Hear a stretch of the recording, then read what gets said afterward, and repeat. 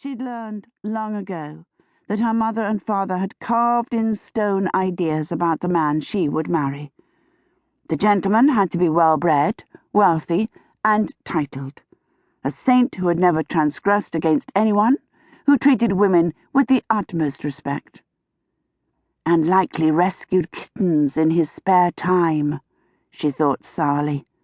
Men of that nature didn't exist. She knew it for a fact, being cursed with 2 older brothers. Though she wanted to get married more than anything, Hannah was beginning to wonder if she'd ever find the right man. Having her own home and a husband was her dream, for she could finally have the freedom she wanted.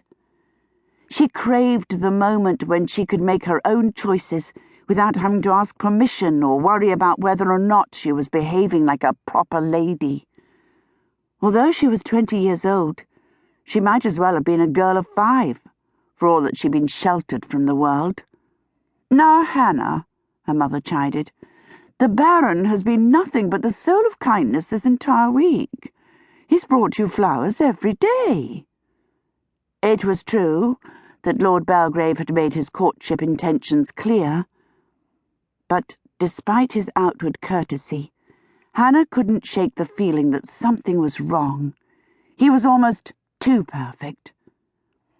"I'm not feeling up to a dance just now," she said, though she knew the excuse would never hold.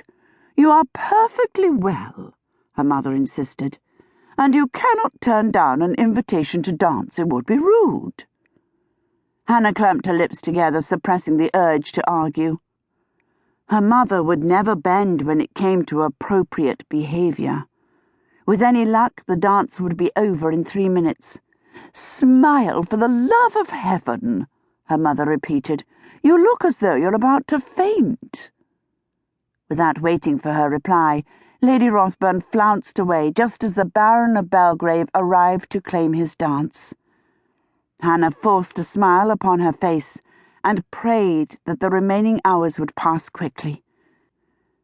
And as the Baron swept her into the next dance, she caught a glimpse of the lieutenant watching them, an unreadable darkness upon his face. Michael Thorpe had a 6th sense for trouble. He often perceived it before it struck, which had served him well on the battlefield. It was happening again.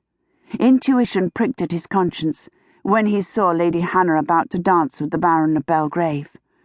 Whether she knew it or not, the suitors were circling her like sharks. There wasn't a man among them who didn't want to claim her, including himself. She was an untouched angel, innocent of the world, and yet he recognized the weariness in her green eyes. Her caramel-brown hair had been artfully arranged with sprigs of jasmine, while her gown was purest white. It irritated him that her parents treated her as a marital offering to be served out to debauched males.